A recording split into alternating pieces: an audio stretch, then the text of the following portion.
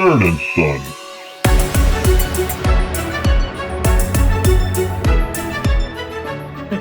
Hey, welcome to the Nerd and Son podcast. I am Ralph. I am Nerd. I'm Connor. I'm Son. All right. And together, we are Nerd and Son, here bringing you RPG news and not news. We don't do news. And reviews. Actually, never mind. Not reviews. We don't really review but topics of discussion. We don't write actual openings either. Oh, but yes, if you actually want to get a hold of us or follow us, because we are on a bunch of different formats, Instagram, YouTube, everything else like that, depending on where you're listening to us, or just Spotify for a podcast. In our description is going to be our link tree, so you can actually go to any one of our places that we are at. So, and I've actually been posting shorts that I've been starting to do on our videos and everything too. So, really cool. Mm-hmm. Yeah, so I mean, I'm not really a shorts fan. That doesn't, because I actually have another YouTube channel, which is 13 Peppers, and for some reason it doesn't really work out to make shorts from. So I've never really done that over the last couple of years I have on the channel, but some of the stuff that we do is now actually clippable in this here, and I'm actually kind of having fun making the shorts, so kind of cool. I'm glad you're enjoying that. Think of that short form content. Yeah, so we can be TikTokers. No, yeah, I am way out of the demographic for that. Okay. You think you are? I don't know. Okay, so we are talking today about player fame and notoriety, or infamy, depending on how. Mostly infamy, mostly notoriety. Maybe a part 2 is involved for player fame and what that can mean. We'll see. So I took this specifically as, the GTA star system. The more the more your players fuck around, the more your players find out. Oh yeah. So I think it worked both ways depending on where they're at. But yeah, let's go ahead and, hey, like I said, I will let you lead the way. All right, give me 1 second. Let me turn on my dark reader so that I'm not.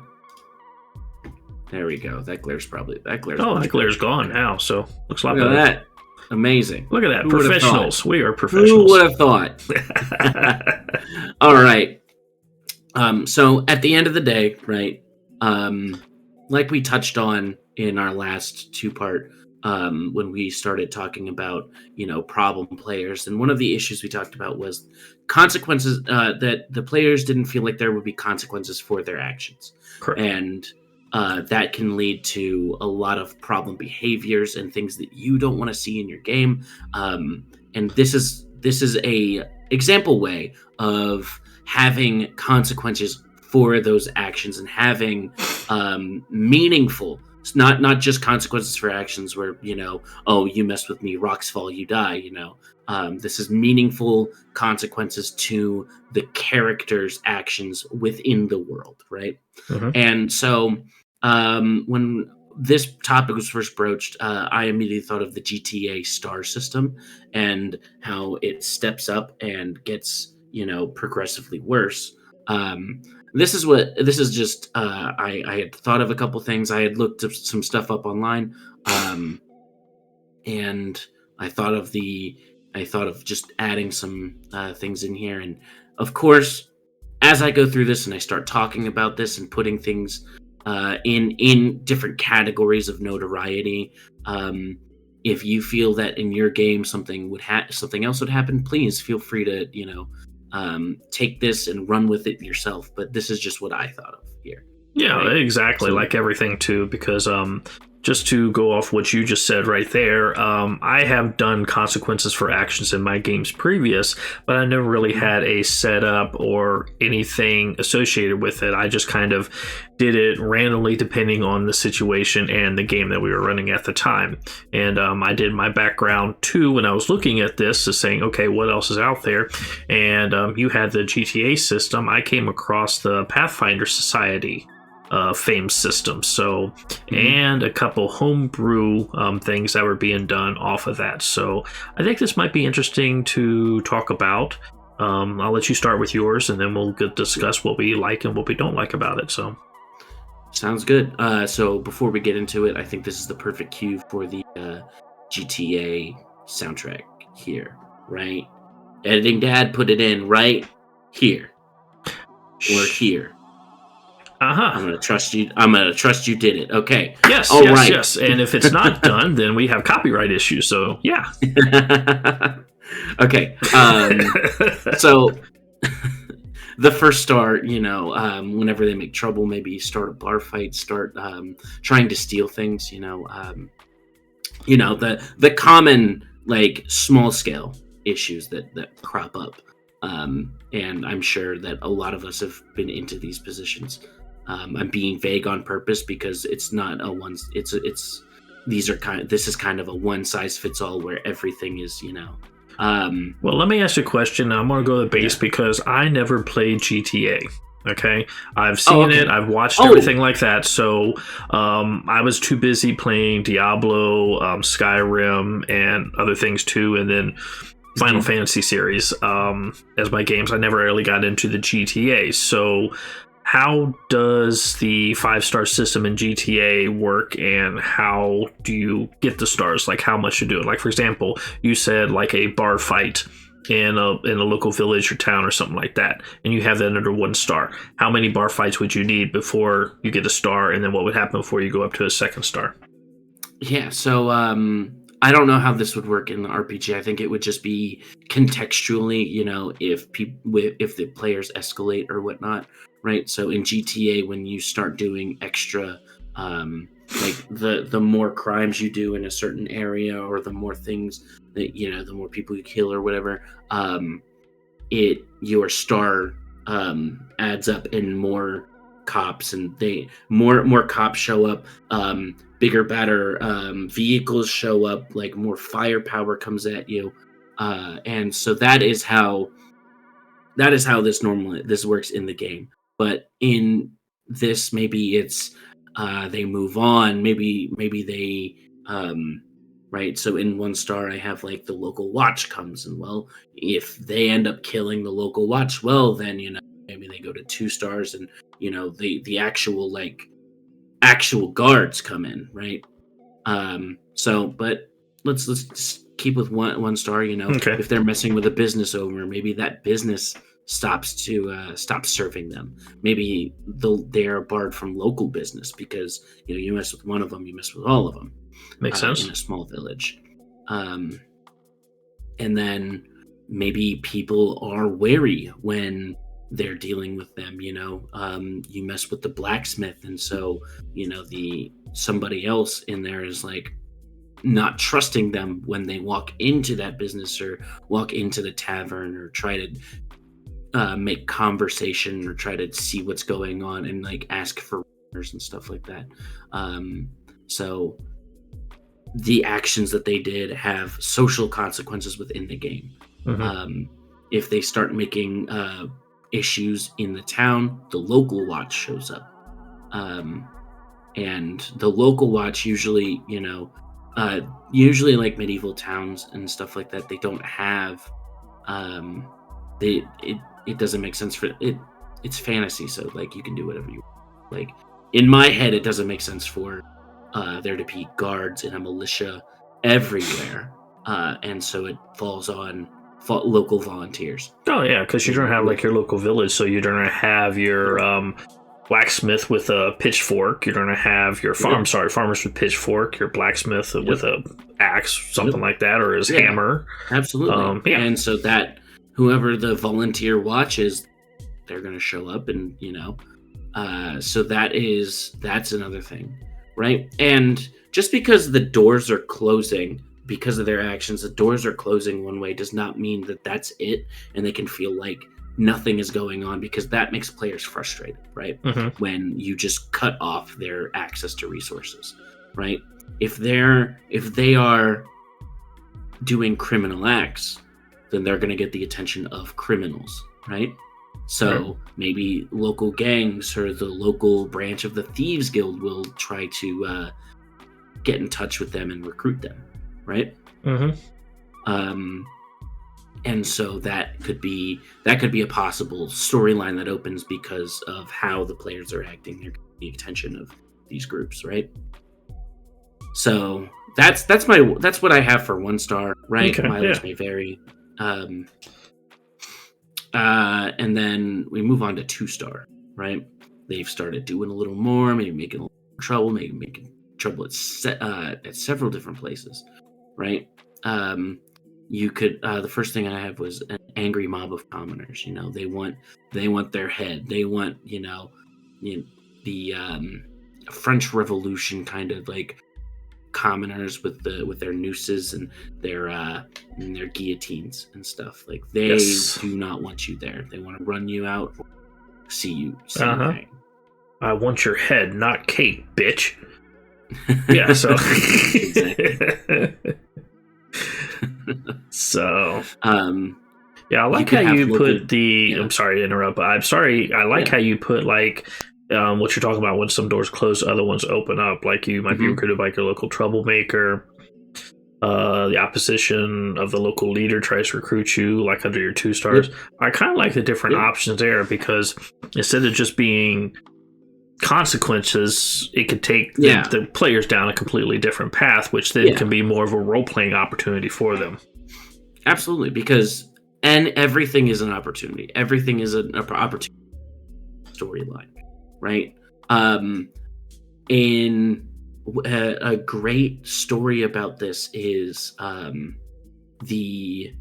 there was a campaign that what's his name? Brennan Lee Mulligan, right? Okay. One of the famous.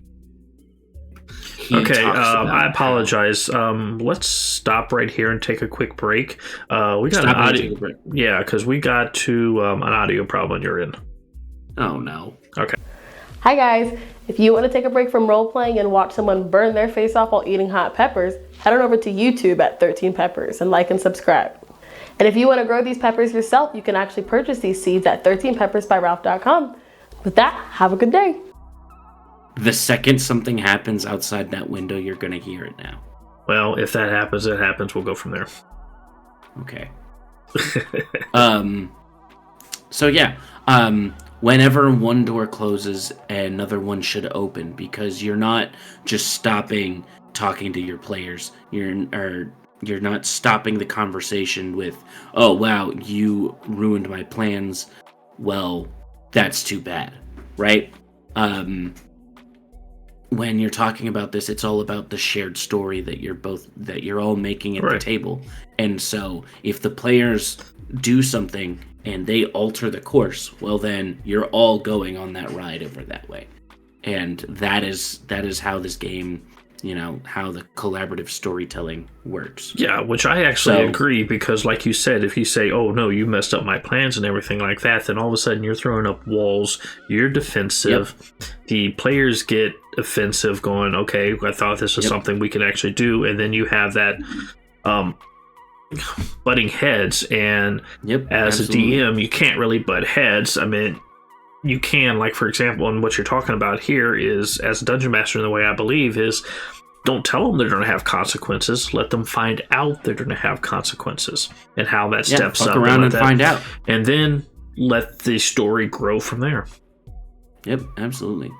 So, so we talked about. Next up is local bounties.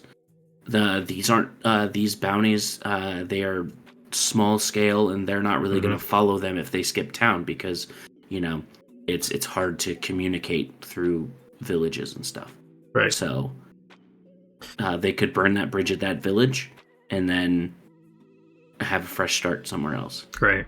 Because you don't have communication between all the different towns and everything, so it could be hated in one and then loved in another. So absolutely, big difference. And then you have the actual guards, the actual soldiers coming after you. Not too many, of course, but enough that it's clearly the things are escalating. And the local baron, or whoever's in charge of the local area, now knows them in a bad way. And is aware that they are a problem. And the door open I have here, the first thing I thought of was for if the local baron is now the enemy of my enemy is my friend. So if the baron has made you an enemy, well, whoever the opposition to the local leader, maybe it's a rival baron or it's villagers who are trying to overthrow that baron. They try to recruit you because there's a common goal. Right. Even if there's not a common goal, there is the perception of a common goal. And that's what I have for 2-star, and things are stepping up. Right. And now for 3-star, I imagine, you're going, making problems in larger areas and like doing more things that are having problems. So I have the first thing is guild stop serving them, not just the singular business, but it's gotten to the point where the leadership of this guild, this group of merchants is not going to serve them.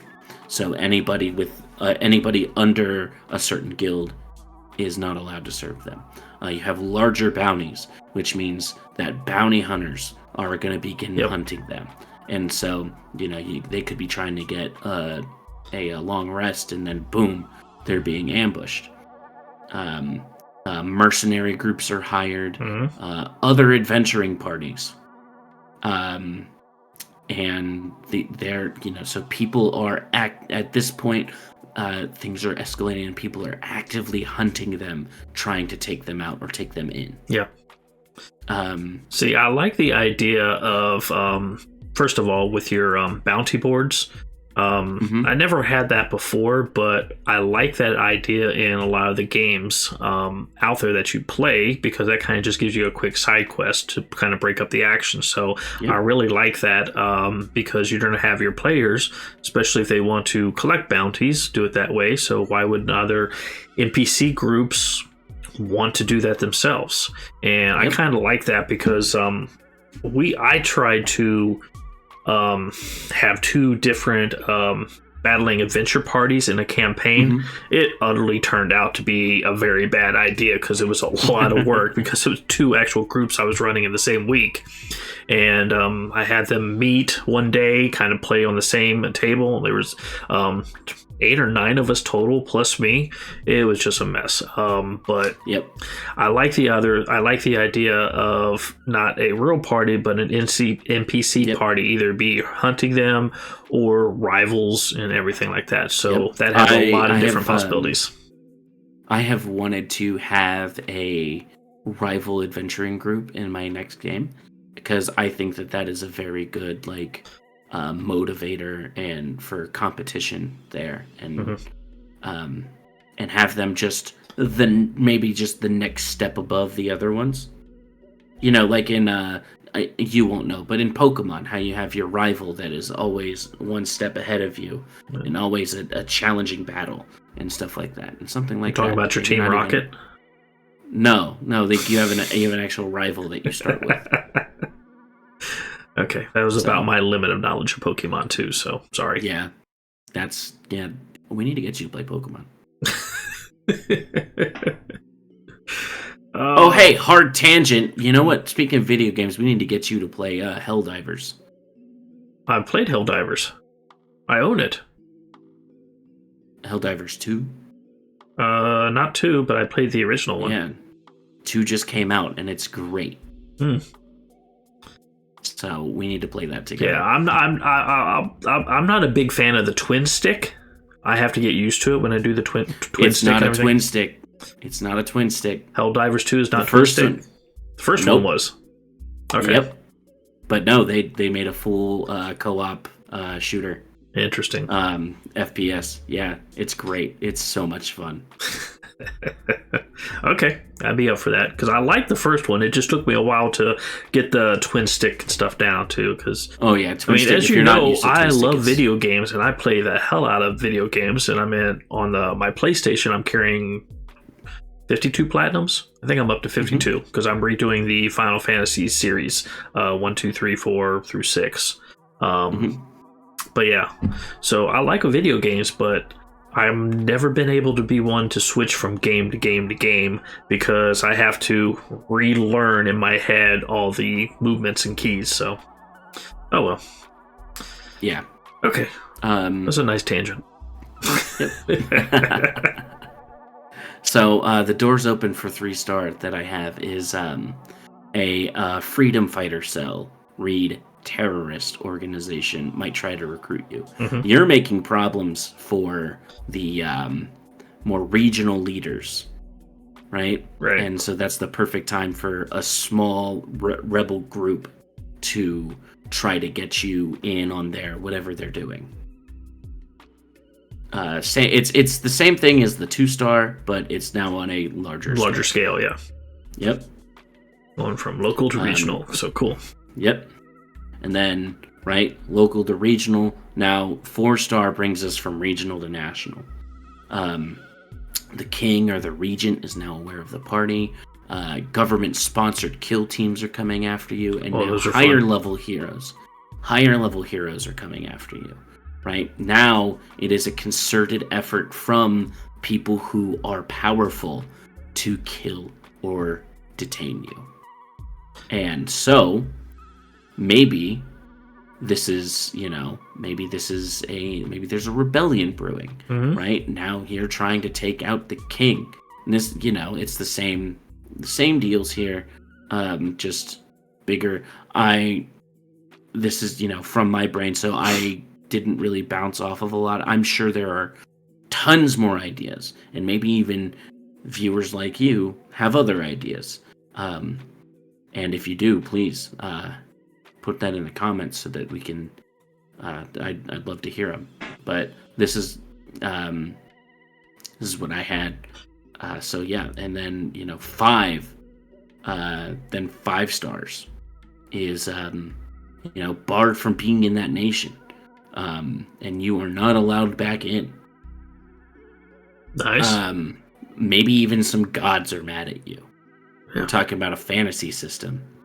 And so the door open here is, just like rivals, factions, and everything. Countries work a lot the same way. And maybe a rival nation gives you asylum.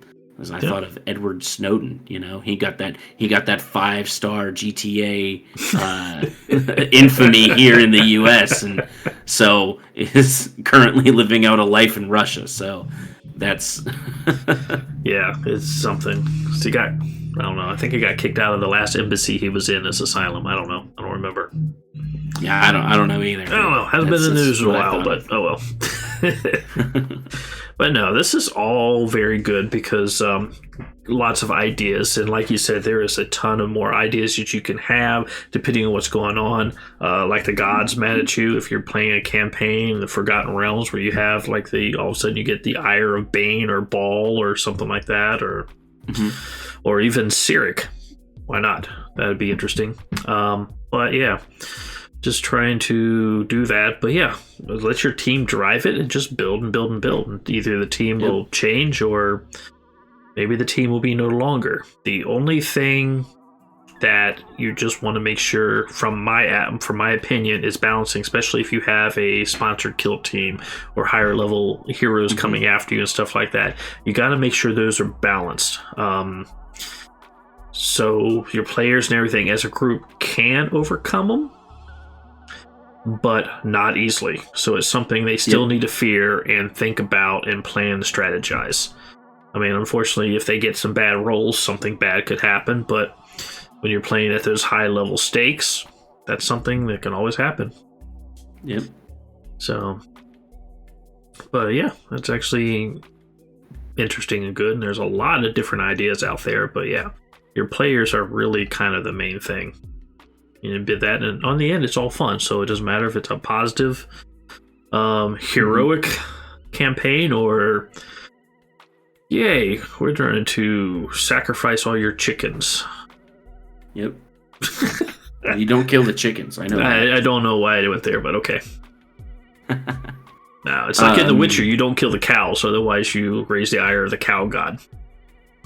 Yeah, it was with the cow defense force or something. No, you actually had like the cow god come and kill you. Yeah, it was. Yeah, but it was called like the cow defense force or something. It was something. I just know they put it in the game so you wasn't just doing an XP kill on all the animals. that was added after. Because you could leave. Yeah, because you could leave the opening area with a lot of money and XP. So, all right. So very cool. Now, one of the things I was looking up on the Fame thing here, because I have never ran like a star system or a system that actually had points or skill levels or anything like that. So it was kind of interesting when I was doing my research for this too, seeing what was out there and how some other people's actually put this together. And one of the things I actually came across on my research was the Fame that they were talking about, part of the Pathfinder Society with Paizo. Okay.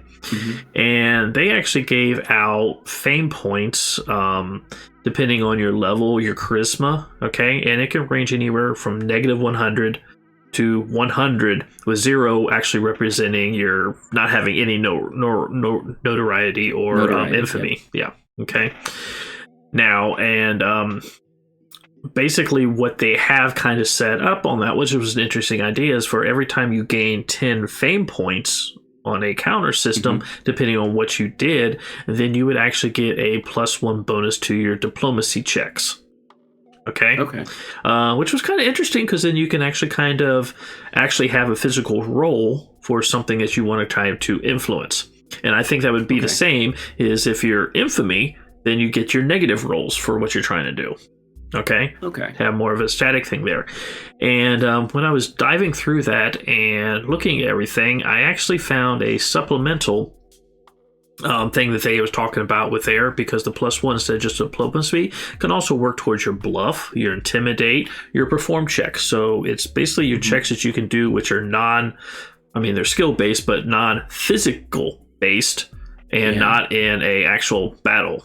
So as you're actually fighting. So that's actually kind of interesting on how you can gain additional points to do stuff. The other thing I found is when I was digging through this is just a homebrew Fame skill tree. So if you wanted to do like this points-based system and everything like that, where like, for example, positive events, you have like a +1 modifier for acquiring a noteworthy treasure from a worthy foe. Confirm 2 successful critical hits.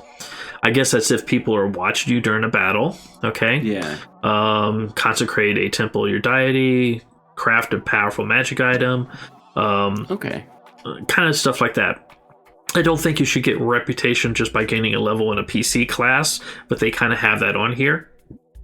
The other thing here that I don't actually see, but to me would be more of a builder, would be like, for example, you're at a village, you solve the village problem, whatever that is, and you would gain notoriety from there. Okay. And if you do that at multiple like little villages, then that word would spread, and in that local area, you would have more of your reputation. Stuff like that too. Some of the things too is you get your notoriety is if you show off like a legendary artifact, and that might go wow, because it's all this is about display and show and people seeing this stuff. Okay. Or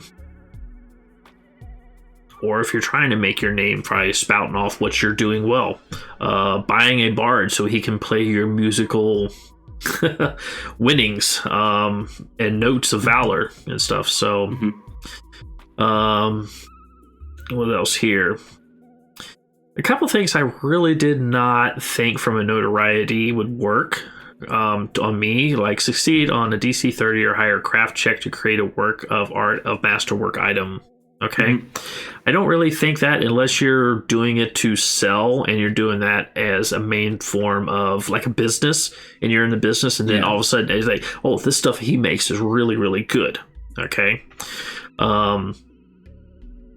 I think part of it, you can get those if you're doing like a public performance, and gaining bonuses that way is a good way. Or if you are in some kind of diplomatic setting and using that for diplomacy or intimidate at that particular time, gaming it, because you having people listen and watch you, and they actually see that you're wordsmithing and how good that you are doing with that will help you gain that, because people's starting to take that back to where they're at and talk about it. So publicly defeating a rival, things like that. Now, if your negative modifiers that they have on here, that they put on here, is like where you're talking about your 1-star, being convicted of a petty crime. Okay. Keeping company of somebody with a disreputable character. Okay. Being convicted of a serious crime. Yep. Or publicly fleeing in an encounter that is of a lower CR or a show of like fear or not wanting to involve yourself to help the area. It's like, oh, you were there, but you didn't want to help. Yeah. Something like that. So I think kind of those kind of things actually didn't hear. Like if you're stealing or attacking innocent people. They have one in here too, which is like a -5 as a counter. Publicly lose an encounter of a CR equal or lower than your party level. Oh, so you just got your butt whooped by a commoner. But yeah, convicted of murder, treason, and everything. So they kind of had like a point system, which was kind of interesting if you're really into that kind of point system. Yeah. I don't know if I personally am. I'd have to actually play with it to see, but I think this would be something that your players would have to all agree on the way they want to run the game or play in the game, instead of just doing this as, hey, this is what I'm instituting inside the game. And also, well, this is also a good way for the DM to keep track, because, you know, sometimes this kind of stuff is hard to keep track of. Right. So this is helpful for that. It can be too. So it really depends. So if the players just do something randomly, yeah, you can keep track of it and everything that way. Other things too, like if it's part of a game and you're having them take the blame for something you have an NPC doing, that's more of a campaign style encounter, not necessarily something that plays along with this. But you can use it towards that because they can gain negative numbers, which is not really their fault, that they have to kind of work out of. And then it also talks about when you're talking with the notoriety and being in different villages or different nations or anything like that, you have this thing that they were talking about too that I locked up because they call it Spear of Influence. Yep. And it talks about your reputation traveling as far as tales of your deeds. And being able to have that, if you become really have a lot of fame in one area, then you're going to have people travel to other lands and stuff like that, and they're drunk in a bar talking about, hey, this person here where I came from, they did this, they defeated this dragon, something big that's starting Except dragons don't exist. Yes, we learned that in our last one, that dragons do not exist. Love it. Oh, I was so looking forward to role-playing that out one day in our game. Because, you know, in our first bar, we're going to have that in our game that we play. Yeah, absolutely. That's just something. But, yeah, and some of the actions that they're talking about for modifiers on the fame level for your Spear Influences, allies or minions spread tales of your deeds before you arrive. A bard spreads tales of songs of your deeds. You have NPC contacts in a settlement that you already set up, or you could have enemies in that settlement that you're not even aware of. Like, for example, you fought a part of a thieves guild in city X, and then you go to city Y, and they're also part of that city. Well, you got enemies you didn't even know about, so... Okay. And this also goes into a little bit more detail where it's talking about how far away from your center of influence is to where your Spear of Influence goes out, mileage wise or hex or however you kind of want that set up. So they kind of had this set up as mileage, but yeah, I mean, it really depends depending on your campaign, you know what? your style. Well, you know what? Your mileage may vary. Absolutely.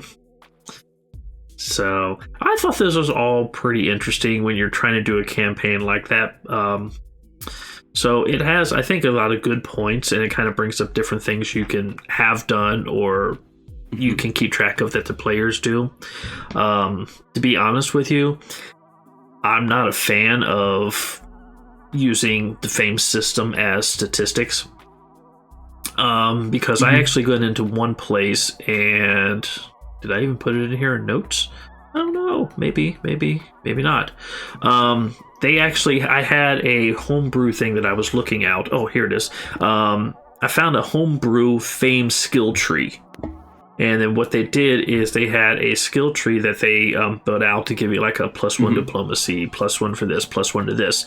And it depended on your modifier where you're at. Like if you are at 70 fame points, then you are 7 spaces down on the skill tree. Okay. And that runs in alongside your regular XP. So doesn't matter. It doesn't involve that. It's a completely separate tree that you can have running at the same time. So that was actually kind of interesting. To doing that, especially doing it as a point scale. So, yeah, very, very cool. And then, like I said, for me personally, I don't like the number system and separate tally point for this thing. I think it should, in my games, just kind of flow naturally depending on what the PCs are doing, because what could actually be happening to the PCs right then and there maybe feel bigger to them than what the overall world and environment thinks it actually is, because they're in their own little bubble, their own little story. So you kind of want to make sure it's focused on that instead of going, okay, what's going to happen when I go into this next town? To me, that can be something we can play out depending on their actions later, but nothing I really have to keep track of until or we get to that place or something later on. To me, it wasn't as important on that. So, I don't know. What's your whole thought and everything on this?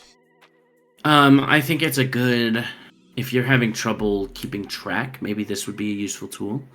And you're like having trouble like tallying up everything that they've done, and like this could be a good way to keep tabs on how much they're actually doing and what the and if you're putting a points value to it and how they're actually stacking up with everything. Right. So okay. If whoever's listening, if anybody wants to make a comment on if they use a point system like this or not, or anything that's different from this that we didn't actually speak about, because this is kind of newer for me on this actual kind of fame idea and the point system, star system and everything. So I would love to hear from somebody that actually has done that for and how that's worked out. So cool. I don't know. You got anything else for this or? Not really. Okay.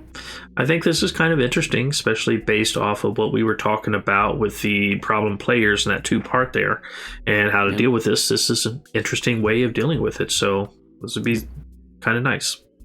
All right. Well, with that, I think we are going to get down to our last thing, and we have our encounter corner. Yep.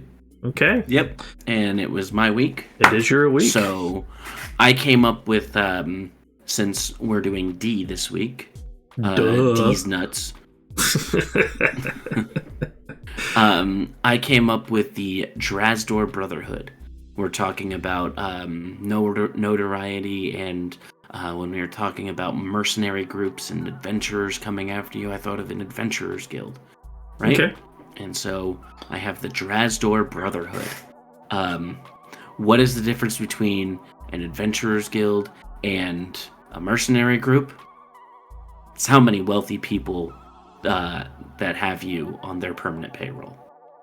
So pretty much, yeah. This here is the the only state-sanctioned adventurers guild in this wherever this is. And let's see. It has the front-facing operation of dungeon-delving adventurers who fight for gold, glory, and the safety of the commoners. But it also, on the seedy underbelly, also has has been hired to break labor disputes, disrupt protests, and defeat opposition to the ruling class. These are your kind of Pinkertons and stuff like that. Yep. And I added that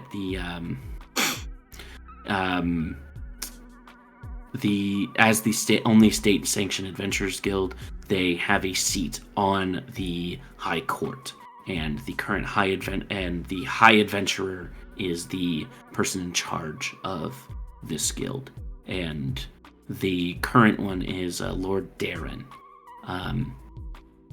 Can be added in later, but I figured going with the D names, we'd have to add a D name. And I have a flag here. I made it with flagcreator.com. Okay. And this was the closest I could do with all the free stuff to having swords, cross swords. Actually, it looks really good, so. I looked up what colors on flags mean, right? So red is for let me grab this. I got this from customflagcompany.com. What do flag colors represent? Black represents defeated enemies, people's ethnicity or determination. I said defeated enemies sounds like a perfect thing. And then we also have, let me move this microphone out of the way here. We also have red, which is war, vibrancy, revolution, domination, courage, stuff like that. And I figured those were also good things. And then the yellow for the gold and energy and the wealth. Okay. Because they are an adventure party, and adventurers want money. Adventuring party or a private mercenary group for rich people. Yep. Okay. That actually do well, because this would be definitely something like a private military group that would send after a very notorious group of individuals. Yep. And also this is your adventurers guild. So if your group of adventurers doesn't have, they're coming into a new town, they don't have themselves either they can gain membership to this guild and become sanctioned adventurers to go around and take care of monsters, do some dungeon delving. There's a lot that can be done here. And then also I added a little thing. This is Drazdor. Drazdor was a dwarven hero from when I talked about Barad Ross. Drazdor is a dwarven hero from the Age of Heroes. And his notable feat is that he is said to have killed a dragon by jumping down its gullet and cutting his way out. Nice. So doing the whole Drax thing at the beginning of Guardians of 2. Yeah. Yep. Oh, this is actually cool. It's weaker on the inside. So. Yeah. No, this actually has a lot of different possibilities and everything in here, especially with rival groups and adventuring parties and everything, and state-sponsored militia. Because, they have the disguise of, you're an adventuring group. If you want to adventure in this area, you got to pay your fees and tolls. Yep. And this is like a forced middleman for your area. Yep. And also for role-playing a rival group and party, which could be very interesting to play with. So, absolutely. Okay. Do you see this, the way you designed it, more of a positive in like a Dutchery or a negative influence?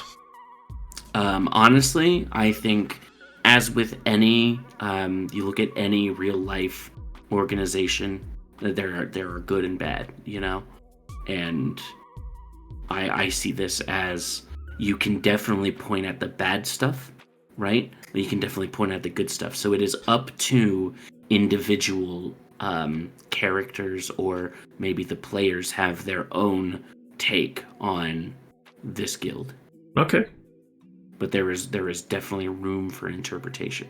Okay. So if we wanted to do, and I'm just trying to throw out something real fast, if we wanted to do this is the campaign setting. You start as just a regular adventuring group that have to pay your tolls through here. You do the adventuring. You find out that some of the people in this group are not as upstanding as other things going on. You start seeing different corruption. You make your way up to the top, and you find out some kind of scheme that's there to overthrow the regency or whatever. So to thwart that. See, that could be a whole campaign in of itself right there. So cool. Or you could have a group of characters who don't agree with the things that this group, the Brotherhood do, and so they are rogue adventurers who are. And so the guild will be coming after them, trying to either get them to join or coerce them into stopping. Yes. Yeah, lots of different ideas. So this is cool. This is what the Encounter Corner is for, is to have all these different ideas and thoughts and everything that we can share with everybody. So very, very cool. Awesome. Okay. I don't know. I guess that is about it. Do you have anything else you want to discuss, or? No. Okay. That'll work here. So, okay. I guess we will call it. So, once again, if you want to get a hold of us, you can actually, in the description is our link tree that gives you to all our social medias there. Please leave a comment on either social medias, or if you're on YouTube, leave a comment there. We would greatly appreciate it. We would love to answer your questions that you give us. That would actually just be fun. But with that, I think that's about it. I am Ralph. I am Nerd. I'm Connor. I'm Son. And you all have don't forget to like, comment, subscribe, and have a good day. I'll see you. Bye.